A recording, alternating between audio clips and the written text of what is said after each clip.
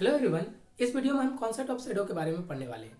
Concept of shadow direction syllabus का काफ़ी important part है, जिसमें क्वेश्चन को एनालिटिकली ना करके हम लॉजिकली पॉइंट ऑफ व्यू से इसे सॉल्व करेंगे। और न्यू पैटर्न के अकॉर्डिंग अगर मैं बात करूँ एग्जामिनेशन का, तो शैडो से काफ़ी क्वेश्चन पूछे गए, तो इसे सॉल्व करेंगे हम विद ट्रिक, कुछ अच्छे से ट्रिक का इस्तेमाल करके। तो आइए समझते हैं कि शैडो आखिर है क्या। तो यहाँ अगर मैं सब पहला पॉइंट शैडो की बात करूँ, तो हमें पहले शैडो समझना पड़ेगा कि शैडो क्या है। शैडो बोला जाता है जब हमारे पास कोई भी एक लाइट सोर्स हो। देख लो कि अगर हमारे लाइट सोर्स के बीच में, यानी कि लाइट के वे में अगर मैं कोई भी ऑब्जेक्ट रख देता हूं, इधर से मैंने एक लाइट सोर्स स्टार्ट किया तो यहां से रे निकलनी चालू हो गई, तो इसके बीच में मैं कोई ऑब्जेक्ट रख दूं। यहाँ मैंने ऑब्जेक्ट का नाम लिया है। यहाँ पे आप देखेंगे क्वेश्चन में मैन भी दिया जाता है, कोई एनिमल, ट्री, किसी का भी इस्तेमाल कर सकते हैं। तो जैसे मैंने लाइट सोर्स के, यानी कि लाइट इधर से आ रही थी, इसके बीच में मैंने ऑब्जेक्ट रखा, इससे इस ऑब्जेक्ट का एक ब्लैक, यहाँ देखना, एक ब्लैक इमेज बन जाती है। क्लियर है। और इसी ब्लैक इमेज को हमारे सिलेबस में शैडो बोला जाता है, जिससे हिंदी में आप छाया की बात करेंगे। बात समझा। यानी कि लाइट सोर्स के रास्ते में अगर हम किसी ऑब्जेक्ट को रख दें तो उस ऑब्जेक्ट का एक ब्लैक इमेज बन जाती है, उसी को हम छाया बोलते हैं। बस इसी छाया के बेस पे ये वाला कॉन्सेप्ट हमारा बना है। समझ में आया छाया क्या है। अब मैंने कहा कि यहाँ पे एक हमारे पास कोई लाइट सोर्स का यूज किया जाता है। अभी इस लाइट सोर्स को मैंने इधर रखा है तो इमेज तो इधर बन जानी है, अगर मैं इधर रखूंगा तो इमेज इधर बन जानी है। तो इस तरह से इस light natural light source, normal किसी भी लाइट सोर्स का यूज अगर मैं करूं तो इमेज कहीं पर भी बनाई जा सकती है। इधर से मानना चाहूँ तो इधर बन जाएगी, ये कुछ तो होगा। लेकिन हमारे सिलेबस में ऐसे किसी भी लाइट सोर्स का यूज करना हाईली रिस्ट्रिक्शन है। तो बोला गया कि यहाँ पे, क्योंकि शैडो बनने के लिए तो लाइट सोर्स चाहिए, लेकिन कौन सा, तो सिलेबस में यूज किया गया है सिर्फ और सिर्फ सन का। यानी सन के लाइट सोर्स के अकॉर्डिंग हम यूज करेंगे शैडो के कॉन्सेप्ट को।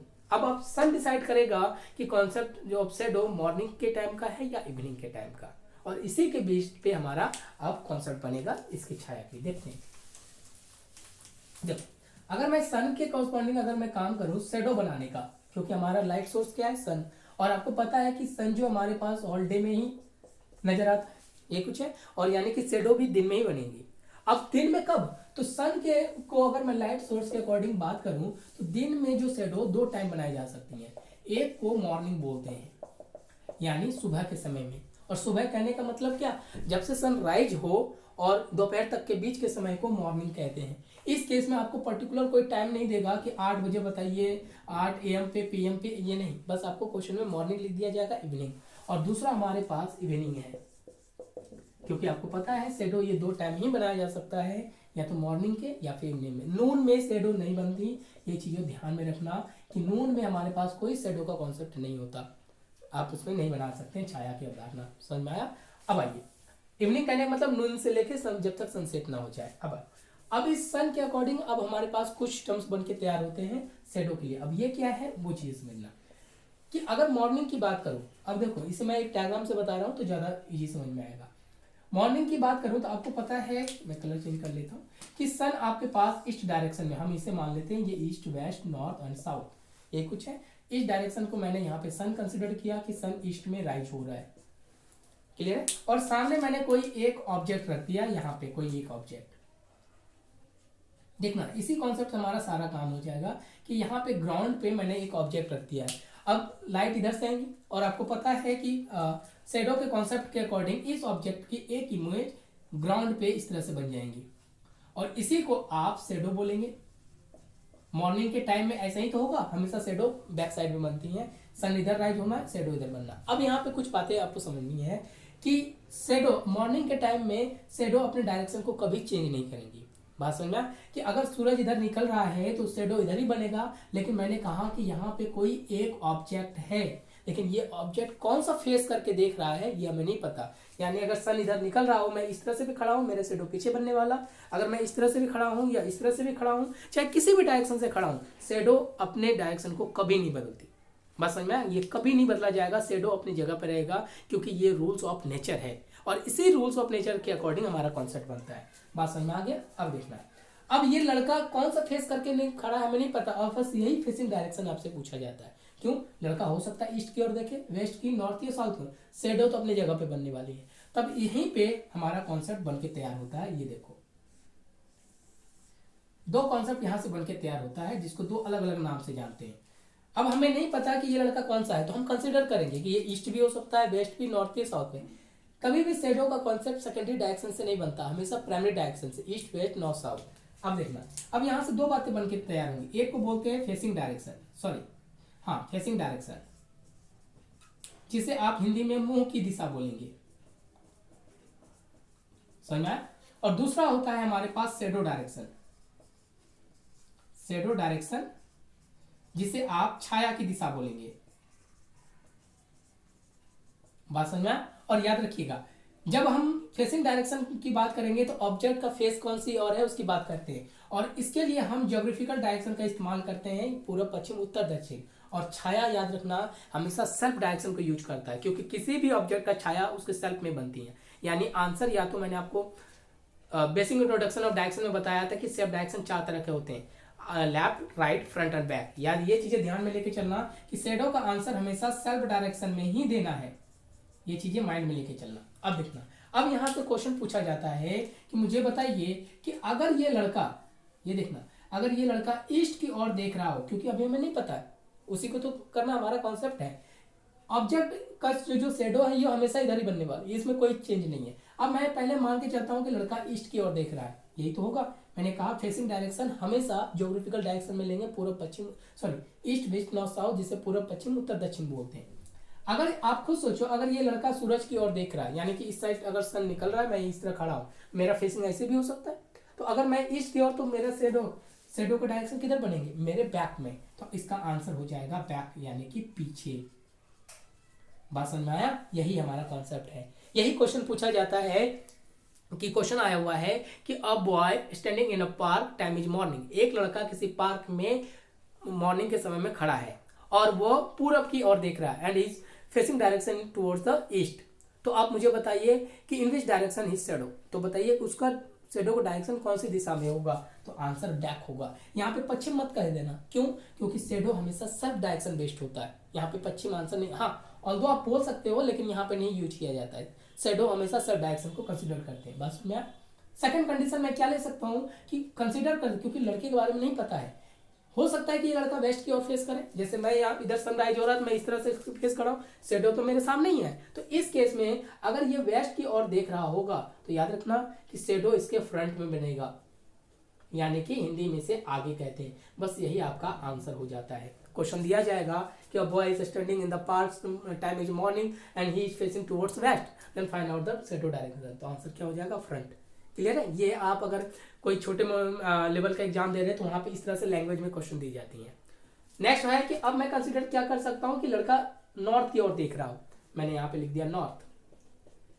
ठीक है, और ये चीजें मैंने पहले बता रखा है कि यहाँ पे आप सेकेंडरी डायरेक्शन का इस्तेमाल नहीं करेंगे। सर नॉर्थ ईस्ट हो तो क्या हो, इसका यूज नहीं किया जाता। फाइनली उससे हम बैक साइड ही जाते हैं, समझे? तो ये हमेशा प्राइमरी डायरेक्शन पे बेस्ड है।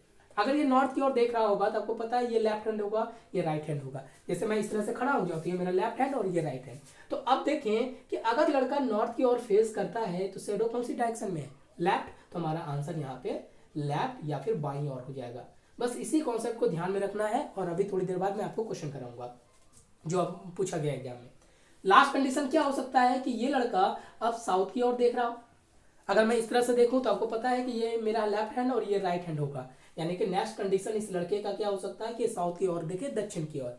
इस केस में इसका राइट साइड, यानी कि इसका राइट डायरेक्शन, यानी कि दाईं ओर इसकी शैडो बनेगी। बस यही है हमारे पास मॉर्निंग का कॉन्सेप्ट। क्वेश्चन आपको बस यही बता दिया जाएगा कि a boy standing in a park in front of pole, ऐसे दिया जाता है। बस हमें ये कॉन्सेप्ट ध्यान में रखना है कि अगर लड़का ईस्ट की ओर देखे तो शैडो बैक में बनने वाली है, वेस्ट की ओर तो फ्रंट में, नॉर्थ लेफ्ट में, साउथ में राइट में। अब इसे याद करने की जरूरत नहीं है, अगर आप ये बेसिक कॉन्सेप्ट समझ के रखे हो तो अपने आप ही ऑटोमेटिक हो जाने। और थियोरेटिकल बुक में थ्योरी के टर्म्स में दिया गया है कि a boy is facing towards north, then the shadow direction is left. इस तरह से point A, point 2 to point 4 करके इस तरह से बनाया गया है। बात समझ में? तो ये हमारे पास पहला कॉन्सेप्ट क्लियर हो गया कि शैडो मॉर्निंग के टाइम में होगा तो उसके फेसिंग डायरेक्शन ये। बस इन्हीं दोनों पे क्वेश्चन बनते हैं, यानी अगर फेसिंग डायरेक्शन पूछा जाएगा तो फेसिंग डायरेक्शन दिया गया है तो शैडो पूछा जाएगा, शैडो पूछा दिया जाएगा तो आपसे फेसिंग पूछा जाएगा।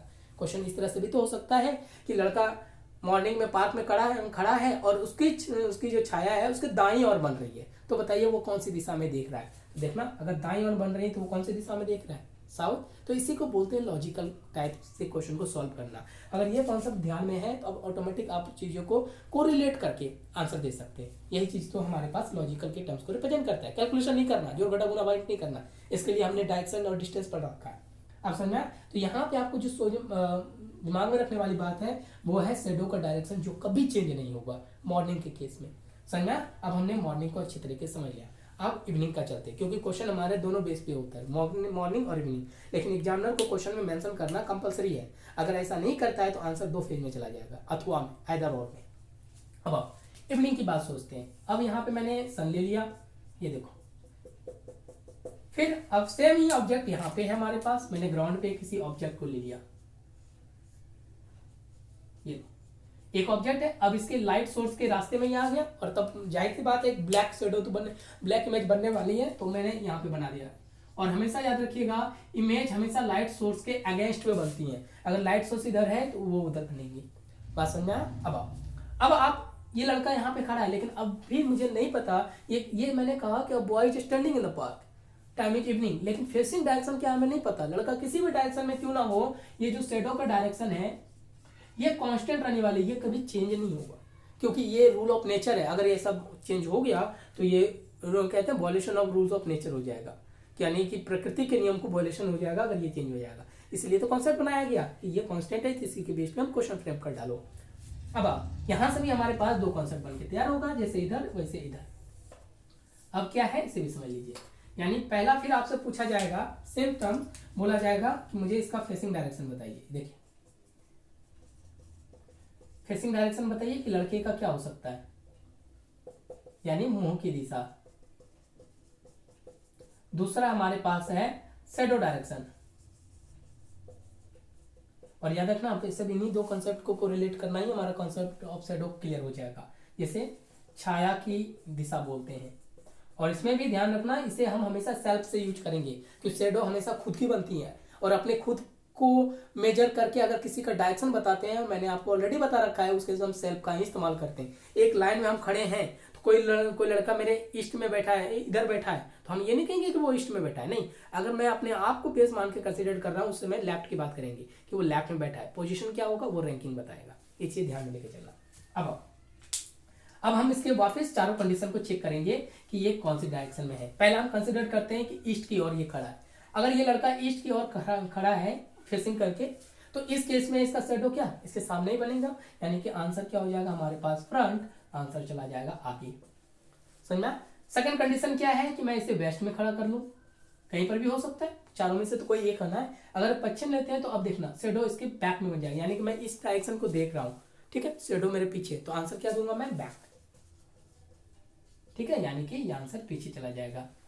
नेक्स्ट हमारे पास क्या हो सकता है कि नॉर्थ की ओर फेस कर रहा हो, नॉर्थ की ओर फेस कर रहा हो तो ये लेफ्ट और ये राइट हैंड होता है, क्लियर है। तो अब ये शैडो इसके राइट में है, यानी कि अगर ये नॉर्थ फेस करके हो तो आंसर इस केस में शैडो का राइट डायरेक्शन हो जाएगा, यानी दाईं ओर।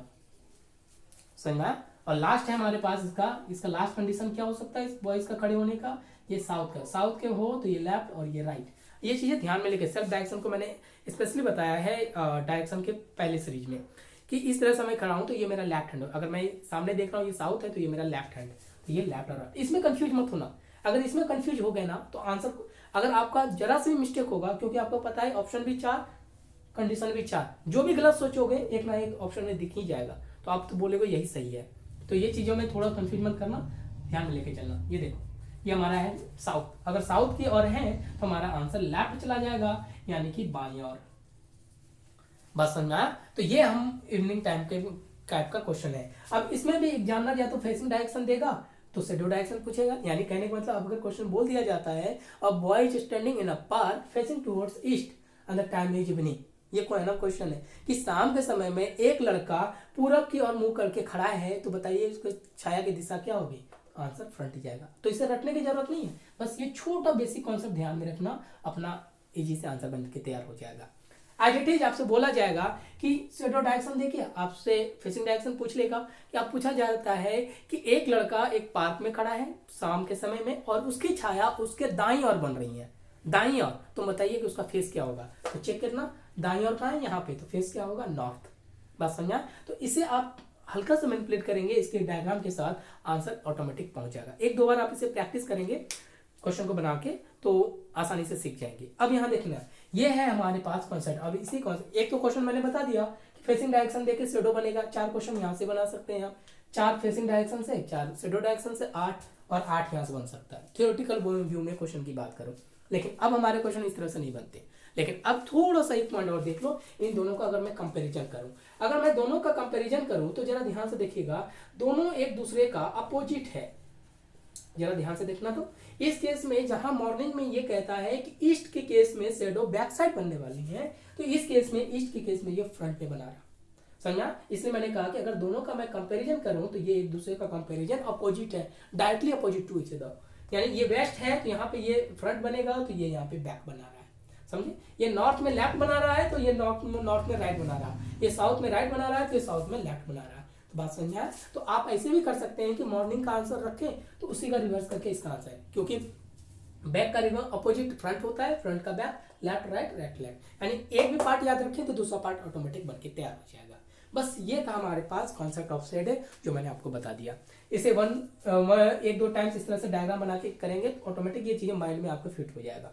अब बात आ गई कि हमारे सिलेबस में क्वेश्चन किस तरह से पूछा गया। तो एक क्वेश्चन मैं आपको करा के दिखाता हूँ इसमें कि इसके क्वेश्चन किस तरह से पूछे गए। देखिए काफी इंपॉर्टेंट क्वेश्चन है आपके सिलेबस के अकॉर्डिंग, और इसके बेस्ड काफी क्वेश्चन उन्होंने बनाए हैं।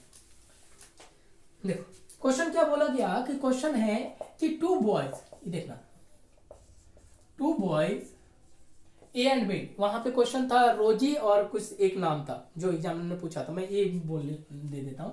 2 boys A and B standing in front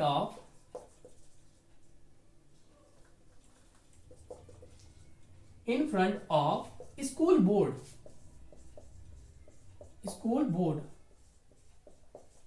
clear है कि 2 लड़का, and the time is morning, यहाँ पे लिख दिया जाएगा आपको मॉर्निंग, ऐसे क्वेश्चन इस तरह, टाइम इज मॉर्निंग यहाँ से आप लिख दिया जाएगा क्वेश्चन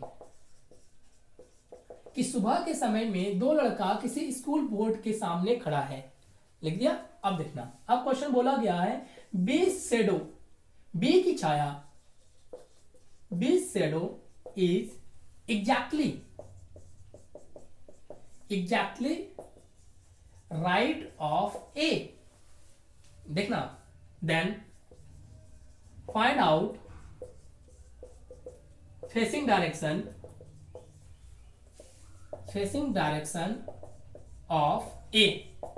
यहाँ ये एग्जैक्टली क्वेश्चन पूछा गया क्वेश्चन था, बस मैंने थोड़ा सा चेंज किया है। वहां रोजी और कमल इस तरह से करके क्वेश्चन था, मैंने ए और बी को मान के चला है। अब यहाँ पे टाइम मॉर्निंग है, क्वेश्चन में ये चीजें मेंशन करना काफी इंपॉर्टेंट है, अगर नहीं तो मैंने क्या कहा, आंसर आइदर और में चला जाना है। तो ये चीजें माइंड में लेकर चलना, ये हमारे पास क्वेश्चन हो गया। अब यहाँ पे कुछ बातें समझने वाली है, पहले उसे समझ ले लेते हैं। वो देखना, एक पॉइंट यहाँ पे जो समझने वाली है वो देखना, वो है एग्जैक्टली राइट कहने का मतलब क्या है, वो चीजें देखो। अगर मैं इस लड़के को खड़ा करूं, क्योंकि यहाँ पे अगर मैं एग्जैक्टली नहीं लिखता ना तो आंसर फिर से 2 फॉर्म में चला जाता। तो इस चीज को जरा समझिए, एक लड़का यहाँ पे खड़ा है, कोई एक बॉय है, और ये इसका लैब देखना, यहाँ पे 2-4 और लड़के खड़े हैं, इसे समझ लो। इसे ये नहीं समझेंगे तो क्वेश्चन का आंसर आप बिल्कुल गलत दे देंगे। ये हमारे सिलेबस में पूछा गया क्वेश्चन था। ये देखना, मैं इस लड़के को प्राइम मान के चलता हूँ, आपको पता है ये इसका लेफ्ट हैंड है और ये राइट हैंड है। इसे ऑलरेडी मैं आपको बताऊंगा जब मैं आपको रैंकिंग पढ़ाऊंगा, और रैंकिंग के साथ साथ सेटिंग अरेंजमेंट पढ़ाऊंगा, तो वहां पे इन चीजों को और भी क्लियर करूंगा। बट अभी क्वेश्चन के अकॉर्डिंग ये चीजें हमें समझ में आनी चाहिए। अब देखिए ना, ये लड़का खड़ा है, आपको पता है कि ये सारे लेफ्ट में खड़े हैं इसके, और ये साइड सारे इसके राइट में खड़े। क्लियर है। अब यहाँ पे जरा ध्यान से समझना, अगर मैं यहाँ पे ये 3 बॉयज ए बी और सी की बात कर लूं, ये है एक्स वाई एंड जेड। अगर मैं कह दूं लड़का का लेफ्ट में कौन है, इस बॉयज के लेफ्ट में कौन है, तो अब इन सब का नाम ले देंगे, समझ में। यानी कि मैं इस तरह खड़ा हूं, अगर मैं मेरे से पूछा आपके बाएं में कौन है, मैं सबका नाम ले लूंगा। लेकिन अगर मैं ये कह दूं कि एग्जैक्टली या फिर इसी को एकदम बाईं ओर की बात करूं, एकदम बाईं ओर, एग्जैक्टली लेफ्ट, या फिर तो वो जस्ट बगल वाले को कंसीडर करते हैं। इसी को आप नेबर या फिर पड़ोसी भी बोल सकते हैं। बात समझे? तो यानी मैं इस तरह खड़ा हूं, अगर मेरे से कहा जाता है एग्जैक्टली लेफ्ट कौन है, तो मैं जस्ट बगल वाले को कंसीडर करूंगा। हाँ, ऑल्दो सब बाईं ओर है, सारे बाईं ओर है, लेकिन एग्जैक्टली कहने का मतलब मेरे से जस्ट लेफ्ट हैंड के बगल वाला जो होगा उसी का ही नाम मैं लूंगा। एज इट इज अगर मेरे से बोला जाए एग्जैक्टली राइट, तो ये सभी लोग राइट में हैं, लेकिन अगर मेरे से आपके राइट में कौन है तो मैं सबका नाम ले लूंगा। लेकिन सिर्फ बोला जाएगा एग्जैक्टली राइट, तो याद रखना सिर्फ बगल वाला, यानी कि तब आंसर सिर्फ जेड में जाएगा। तो वही चीजें यहाँ पे एग्जैक्टली राइट करने का मतलब ऑब्जेक्ट के जस्ट बगल वाले की बात करेंगे, ना कि दूर वाले की। ये बात समझ में आया? तो ये चीजें ध्यान में लिखना। इसी को पड़ोसी भी बोलते हैं, नेबर भी बोलते हैं। ये कॉन्सेप्ट तब आएगा जब मैं सिटिंग अरेंजमेंट और रैंकिंग कराऊंगा। बस यहाँ पे ये चीजें समझने वाली बात है कि अगर कोई बॉय है तो एग्जैक्टली राइट और लेफ्ट करने का मतलब जस्ट उसके बगल वाले की बात करेंगे। समझ में? अब इस क्वेश्चन को सॉल्व करते हैं। ये पॉइंट थोड़ा सा यहाँ पे समझाना था। अब इस क्वेश्चन को हम डायग्रामेटिकल फॉर्म से सॉल्व करते हैं। हिंदी में मैं बता दूं, क्वेश्चन ये है कि दो लड़का मॉर्निंग के समय, टाइम मैंने लिख दिया मॉर्निंग के समय, किसी स्कूल बोर्ड के सामने खड़ा है। जो स्कूल है, स्कूल का जो सामने बोर्ड होता है, लिखा होता है HA एकेडमी, ये एकेडमी, वो तो स्कूल बोर्ड के सामने खड़ा है, और उस केस में बी के जो शेडो है एग्जैक्टली राइट ऑफ ए बन रहा है। ठीक है, तब बोला गया है कि मुझे फेसिंग डायरेक्शन ऑफ ए बताओ। तो क्वेश्चन में ए भी पूछ सकता है, बी भी पूछ सकता है, डायरेक्शन ऑफ स्कूल भी पूछ सकता है। मैं सबके सब सॉल्व कर दूंगा। एक क्वेश्चन समझ में आ गया तो बाकी सारे क्वेश्चन आप पर डालेंगे। अब यहाँ जरा समझना, मैंने यहाँ पे एक कॉन्सेप्ट लिख दिया कि यहाँ पे मैंने मान लिया कि स्कूल है। जरा समझो, यहाँ पर ये कोई स्कूल है, ये लो, ये स्कूल का बोर्ड है। इसे मान लीजिए कि ये स्कूल बोर्ड है, यहाँ पे रखा है स्कूल का बोर्ड। अब यहाँ पे है कि 2 boys A and B standing in front of school board. यहाँ पे कई लोगों का ये भी मानना है कि इन फ्रंट हम कैसे बनाएं, क्या लड़का आगे पीछे होगा इस तरह से? याद रखिएगा, इस तरह को इन फ्रंट नहीं कहते हैं। इन फ्रंट तब होता है, अब दो लोगों का इन फ्रंट होने का मतलब दोनों लड़का इस तरह से एक दूसरे के लाइन में खड़ा होगा। समझे? अब इसका डायग्राम ये मत बना देना कि तरह आगे पीछे भी लिख दे तो इन फ्रंट तो हो जाएगा, नहीं, ये एक दूसरे का इन फ्रंट हो जाएगा। लेकिन क्वेश्चन बोल रहा है स्कूल बोर्ड के सामने, जैसे मैं दो लड़का खड़ा हूं और दोनों इन फ्रंट है स्कूल बोर्ड का, तो वो एक लाइन में खड़ा होगा, ऐसा नहीं कि आगे पीछे हो जाए। बात समझे? ये चीजें भी ध्यान में लेके चलना, काफी बच्चे गलती भी कर देते हैं, तो इस केस को समझना। अब बोला गया कि ये स्कूल बोर्ड है, यहाँ पे दो लड़का है ए और बी। यहाँ पे कंडीशन समझना है, उसी से हमारा काम बन जाएगा। दो लड़का है ए और बी, ये ग्राउंड है हमारे पास, ये देखो, बात समझा? लेकिन अब कंडीशन क्या है कि बोला गया है कि 2 boys are standing in front of school board. School board के सामने तो खड़े हैं, लेकिन कौन ए कौन बी ये हमें नहीं पता। हो सकता है ए ये हो या फिर बी ये हो, या तो हो सकता है बी ए हो या ए ये हो। समझा? तो अब हम यहाँ पे दोनों कंडीशन को चेक करेंगे कि ए उधर जाए, क्योंकि हमें पता है हम दो लड़के स्कूल बोर्ड के सामने खड़े हैं, लेकिन कौन बाईं ओर है कौन दाईं ओर ये तो आपसे बताया नहीं क्या। तो हम यहाँ पे दोनों कंडीशन चेक करेंगे। पहले कंडीशन में मान के चलते हैं कि बी ये है और ये ए है। ऐसा हो सकता है क्योंकि हमें ये तो नहीं बताया गया कि कौन लेफ्ट है कौन राइट है। तो हम बी इधर और ए को कंसिडर करते हैं और इस क्वेश्चन के अकॉर्डिंग इसे पैटर्न करके देखते हैं आंसर जा रहा है कि नहीं जा रहा है। तो चेक करते हैं। अगर मैंने इधर ए और इधर बी माना है तो आपको पता है कि इमेज बी की, यहाँ से बोला गया बी शेडो यानी बी की छाया बनानी है। बी का शेडो इधर बने, टाइम मॉर्निंग है यानी कि सन आप इधर मान लेंगे। क्लियर है? तो शेडो इधर ही बनेंगे। ये बी का शेडो है, ये बी शेडो है। बात समझ में आया? और ए का भी शेडो बनेगा, ऑल्दो इसका यूज नहीं है, फिर भी क्वेश्चन के पॉइंट ऑफ व्यू मतलब क्वेश्चन सही लगे तो मैंने बना दिया। अब आप देखना, ये ए का शेडो और ये बी का। अब क्वेश्चन क्या बोला गया, अब जरा मैच करके देखो क्या ये अरेंजमेंट हमारे पास सही है कि गलत है। बोला गया बी की जो छाया है, बी की जो छाया है यही है, ए के एकदम दाईं ओर है। अगर दाईं ओर का बात मान लूं तो जरा देखिएगा, अगर मैं इसका ये राइट हैंड और ये लेफ्ट हैंड मान लूं तो एकदम दाईं ओर, तो बी का शेडो यहां बनना चाहिए। एग्जैक्टली राइट करने का मतलब ये वाला, एग्जैक्टली राइट करने का मतलब बी का शेडो यहां बनना चाहिए। अब देखना दाईं ओर तो बन रही है कि, लेकिन ये दूर है यानी कि ये सिर्फ राइट है ना कि एग्जैक्टली राइट है। बात समझा? यानी कि आप ए और बी को इस तरह से अरेंज नहीं कर सकते हैं। बात समझा? मैं रिपीट कर रहा हूँ, समझना जरा। मैंने ए को इधर बी को इधर डाला तो बी की छाया इधर, ए की छाया इधर बनेगी। ऑल्दो इसका यूज हमें नहीं है, फिर भी मैंने आपको समझाने के लिए यहाँ पे ए की छाया बना दी। ये देखो कर दिया। अब बोला गया है कि जो बी की छाया है ए के एकदम दाईं ओर बन रही है। अगर मैंने इसे लेफ्ट हैंड इसका राइट हैंड माना तो ए के अकॉर्डिंग एग्जैक्टली दाईं ओर ये वाला पोजीशन था और इस पोजीशन में बी की छाया होनी चाहिए थी, लेकिन है किसका? ए का। यानी अब बी की जो छाया है ए से काफी दूर है, दाईं ओर है, लेकिन एग्जैक्टली दाईं ओर नहीं है, इसलिए ये पैटर्न आप अरेंज नहीं कर सकते हैं, ये आंसर गलत हो जाएगा। बात समझ में आया? यानी कि अब हम पैटर्न को बदल के देखेंगे। अब हम उल्टा कर दें तो जरा ध्यान से देखो, इसे मान लें बी और इसे मान लें ए, यही तो कंसिडर होगा हमारे लिए। अब इस केस में अगर मैं सबके इमेज की बात करूं तो देखना, अब बी की छाया यहां बनाता हूं मैं, ये कुछ होगा, ये लो, ये बी की शेडो है और ए को यहां बनने, ये इसका यूज नहीं है फिर भी बना दिया मैंने, ये लो। बात समझ? अब देखना, अब क्वेश्चन आसानी से बन जाएगा। अब आपसे क्या बोला गया कि जो बी की छाया है इधर बन रही है, ए के एकदम दाईं ओर बन रही है, यानी अब मैं इसे कंसीडर करूंगा ये इसका दाईं ओर है और इसका लेफ्ट हैंड है। बात समझा? अब जरा इसे मैच कीजिए कि जो बी की छाया है ए के एग्जैक्टली राइट में, तो ये तो है ही एग्जैक्टली राइट, ये देखना, इसी को तो बोलेंगे एग्जैक्टली राइट। अब ये क्वेश्चन का अरेंजमेंट अब फुलफिल हो गया। अब ए की छाया कहाँ बन रही है नहीं बन रही है उससे हमें जेल लेना देना कुछ भी नहीं है। कहने का मतलब ये पता चल गया कि बी की जो छाया थी ए के दाईं ओर, एग्जैक्टली दाईं ओर, कहने का मतलब ए के लिए ये राइट हैंड और ये इसका लेफ्ट हैंड हो जाएगा। ये कुछ होगा तब तो हमारा ये क्वेश्चन मैच होगा। छाया से हमें पता चल गया कि ए का राइट हैंड इधर, लेफ्ट हैंड इधर होगा। क्वेश्चन में दिया गया है कि बी की छाया जो है ए के दाईं ओर है, एग्जैक्टली दाईं ओर, यानी यहां से बी डिसाइड कर देगा बी की छाया कि ये इसका दाईं ओर, ये लेफ्ट हैंड। अब हम डायरेक्शन की ओर बढ़ते हैं। अब जरा देखें, इसे मैं जरा हटा देता हूं, ये देखना। अब इस केस को अगर मैच करूं तो हमें पता चल गया कि ए का ये साइड लेफ्ट हैंड और ये साइड राइट हैंड होगा। तो ये सिचुएशन कब होगा, किस फेस की ओर ए खड़ा हो जिससे इसका इस साइड लेफ्ट हैंड ये राइट हैंड होगा। तो आपको मैंने बता रखा है ये कंडीशन तब होगा जब ये नॉर्थ की ओर फेस कर रहा हो, यानी अगर मैं इस तरह से खड़ा हूं तो ये मेरा लेफ्ट और ये मेरा राइट, यानी कि इसका जो फेसिंग डायरेक्शन होगा वो नॉर्थ होगा।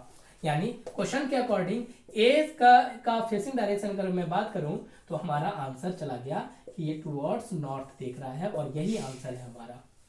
समझ में आया? क्योंकि शेडो बता दिया ये लेफ्ट और ये हमारे पास राइट हो जाएगा और इससे हमारा पता चल गया ए का फेसिंग क्या होगा, नॉर्थ, हमारा आंसर हो गया। लेकिन अगर एग्जामिनर कहता कि नहीं आप बी के भी फेसिंग डायरेक्शन को बताइए, बी का फेसिंग डायरेक्शन क्या होगा, बी का मुंह कौन सी ओर होगा। अरे भाई अगर दोनों किसी बोर्ड के सामने खड़े हैं, ए का नॉर्थ होगा, ऑटोमेटिक है, इसका भी आंसर नॉर्थ ही जाएगा, यानी कि आंसर नॉर्थ होगा। एग्जामिनर अगर बी का पूछता तो बी के भी केस में आंसर हमारे पास नॉर्थ ही जाता। समझ में आया? तीसरा क्वेश्चन इसमें क्या पूछ सकता, देखिएगा, तीसरा क्वेश्चन बोल देता कि स्कूल इससे, इन दोनों बॉयज के से स्कूल कौन से डायरेक्शन में है, इसको बेस लेकर बॉयज से अगर मैं कहता स्कूल का बताइए और स्कूल डायरेक्शन बताइए, इस केस में इसका भी आंसर हमारे पास नॉर्थ जाता। समझ में आया? तो अब इस क्वेश्चन में एग्जामिनर कुछ भी पूछ लेता तो हमने आंसर निकालना चालू कर दिया था। अब इस क्वेश्चन का कुछ वेरिएशन समझ लीजिए कि मैं जो आपको बताना चाह रहा था उन चीजों को देखो जरा। अब ये आप समझ में आ गया। अब देखो ये इस क्वेश्चन में थोड़ा सा मैं चेंज कर देता हूं, देखना, अगर मैंने यहाँ पे राइट हटा दिया, जरा ध्यान समझना, सिर्फ राइट दिया तो ये कंडीशन भी सही है, उसके अलावा जो मैंने ये वाला कंडीशन बनाया था वो देख लीजिए, इसलिए मैंने कहा था कि क्वेश्चन कॉन्ट्राडिक्शन में चला जाएगा।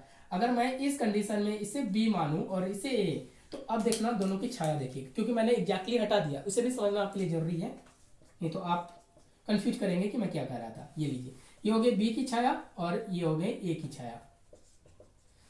समझ में आ गया? अब जरा ध्यान से देखना, अब इस केस में सिर्फ राइट बोला है तो ये भी तो राइट है और इस केस में भी राइट है, यहां देखना ये भी तो राइट है, लेकिन इस केस में एग्जैक्टली राइट है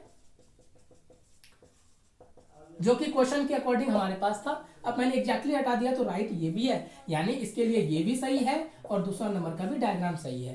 तो इस वाले डायग्राम के अकॉर्डिंग, यानी कि जब हम इस पैटर्न में जाएं तो आंसर हमारे पास नॉर्थ जाता, लेकिन अगर मैं इस पैटर्न में जाऊं, इसे राइट हैंड और इसे लेफ्ट हैंड करता, तो आपको पता है कि अगर मैं अब इस तरह में खड़ा होता, ये लेफ्ट और राइट, तो इस केस में आंसर ये साउथ चला जाता।